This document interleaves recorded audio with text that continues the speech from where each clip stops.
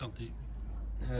Germain, je commence par toi. Dans la semaine, on était revenu sur les 2 derniers voyages à Montauban qui avaient été frustrants pour le SAC15. Tu étais titulaire les 2 fois. Cette fois-ci, la frustration est rangée au placard. Il y a 4 points ramenés de Sapiac. Ça fait plaisir, j'imagine. Oui, ça fait très plaisir. On s'était dit, c'est ce que je t'ai dit dans la semaine, que voilà, il fallait qu'on soit dans le match, qu'on travaille dur, qu'on respecte le plan et qu'on colle à la 60e. Et après, on sait que c'est là que la décision se fait. Ça s'est même encore mieux passé pour nous au début. On a failli craquer sur la fin, mais évidemment, revenir avec les 4 points d'ici, c'est la première fois pour moi, première fois pour beaucoup de mecs, je pense. Et ça fait plaisir pour tout le monde. Et voilà, une petite pensée pour Ledou aussi qui s'est blessé, on espère pas trop gravement. Lucas, le début de saison a été très bon à l'extérieur. Les 2 derniers matchs un petit peu plus compliqués. Vous aviez envie, le groupe, de remontrer que vous aviez cette image vraiment à l'extérieur de l'équipe accrocheuse. Oui, on avait comme idée de remontrer notre visage qu'on avait en début de saison, malgré les 2 défaites quand même assez frustrantes à Grenoble et à Béziers, où on s'est trompé les joueurs dans le game plan, qu'on a mal suivi. Et ce soir, on a réhonoré notre force qui est défendre et jouer chez l'adversaire. Et ça a payé. Ce game plan, justement, il passe souvent par donc, la défense, l'occupation, la conquête aussi. La touche a fait quand même un gros travail ce soir. Je crois 0 ballon perdu en touche offensive et quelques contres qui sont très importants.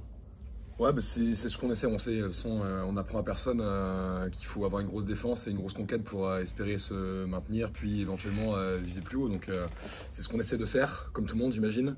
Et là, ce soir, ça nous a réussi. C'est cool parce que c'est un gros boulot que Tanguy fait, qui est passé avant, que Kevin fait, vous l'avez dit avant, pour la mêlée. Et puis qu'on fait aussi, c'est un cadeau qu'on se fait à nous, d'abord 100% sur les touches, même s'il y en a une ou deux qui roulent un peu par terre, mais on les comptera pas. Et ouais, 100% ça fait plaisir. Et sur les mêlées, les gars ont fait un gros boulot aussi. On a bien poussé derrière. Donc c'est vraiment très plaisant d'avoir un match qui est complet, même s'il y a eu des moments où on perd un peu le fil. Un match qui est complet dans la touche, dans la mêlée, dans la conquête en général. Et qu'on s'en sorte comme ça, c'est du bon boulot. Le match a mis longtemps à basculer dans votre sens, malgré pas mal de possession, d'occupation en première mi-temps. Et puis il y a 27-8, je crois, aux alentours de l'heure de jeu. Comment on est sur le terrain dans cette position, même de 19 points à Sapiac? Il faut rester tête froide, comme dit souvent Alex. Et oui, il faut rester tête froide. Alors, est-ce qu'on est resté le score à la fin nous dit qu'on avait la tête tiède, on va dire. Pas tout à fait assez froide. Donc, on va revoir ça en vidéo. Là, j'ai pas toutes les étapes de ce qui s'est passé. Mais oui, c'est toujours difficile. Je pense qu'on a encore un peu de mal à gérer les avances importantes comme ça. Les fois où ça nous est arrivé, souvent, on se fait peur sur la fin. Et c'est dommage parce qu'on est largement devant. C'est quand même un luxe ici d'être largement devant. Je pense qu'il n'y en a pas beaucoup d'équipes à qui c'est arrivé. Et nous, ça nous est arrivé, et voilà, on a en partie galvaudé ça sur la deuxième, et on s'est fait peur à la fin, ce qu'on aurait sans doute pu éviter. Après, bon, il faut rentrer aussi à Montauban, ce qui appartient à Montauban, c'est pas les peintres, hein, donc forcément, voilà, quand il y a une grosse adversité, ça risque de revenir, et ça a été le cas ce soir. Ouais.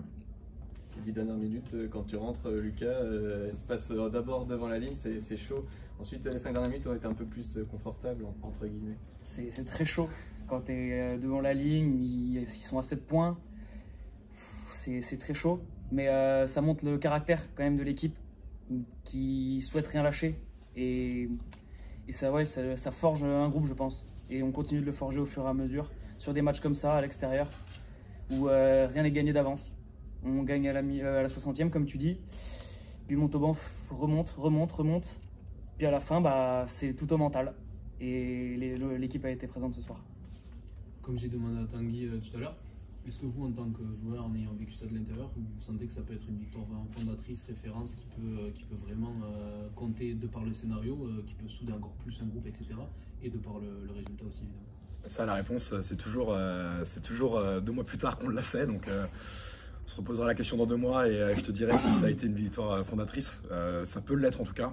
Il faut l'utiliser dans les bons côtés comme dans les mauvais aussi. On le disait, le retour en deuxième.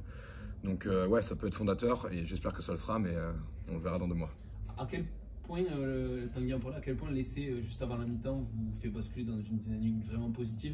Est-ce que pour vous c'est le tournant du match, ce genre de situation?